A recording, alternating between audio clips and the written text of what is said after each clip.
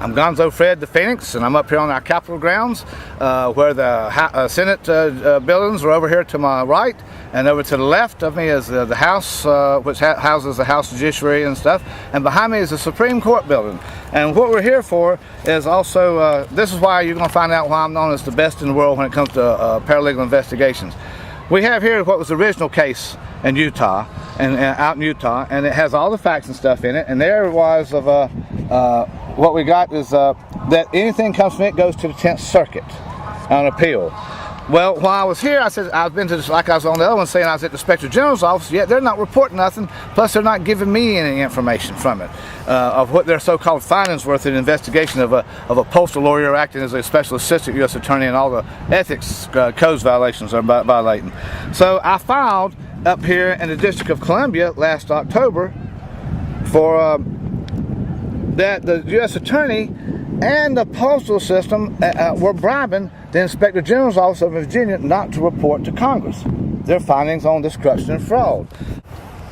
Now I wait about 4 or 5 weeks, and now waiting for them to do something. Then I go over to Alexandria, Virginia, which is the 4th Circuit, and this is Arlington is where the Postal Inspector General's office is sitting. So you file in their district, and I filed that they're sitting there accepting a bribe or a quid pro quo, favor for favor, from the U.S. Attorney's Office and the Postal Service by not completing an investigation, giving me a copy of whether put it in writing what their investigation is supposed to found, and not reporting to Congress all this documentation.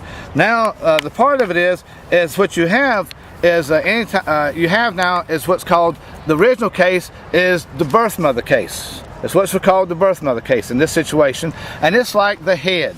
Your head. Now you've got the two other, one in D.C. and one in over in Virginia, as like twins, identical twins. Which you've got the right hand and you've got the left hand, and they're connected to the head.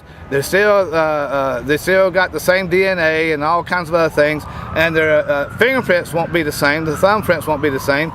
But as you can see, when you put your hands together, they're the same DNA, belong to the same body. There's just a little bit of difference because, like, when you put your hands like that, you know, there'll be a little bit of difference, but they're still the same hands. And this is enough that now, anytime there's two different big arguments and they're coming up from two different circuits and out there in the country, the Supreme Court is obligated, or what you say, has to take that case and decide it. They can't have two different completely decisions. When they don't take one, that means they're kind of agreeing with that decision of that circuit, and it applies to the rest of the country. But when you got two circuits with two different sayings, then they've got to take it to settle the dispute. Here we've got 3 districts involving the same exact facts of the case. And so we'll be looking to, they'll be seeing or hearing from us here in the not so distant future that we'll be filing an emergency petition, special writ of sori, to the Supreme Court to get this decided on just how far can this corruption go. How much will they put their stamp on it saying it's okay to do it. This is Gonzo Fred the Phoenix from the U.S. Capitol.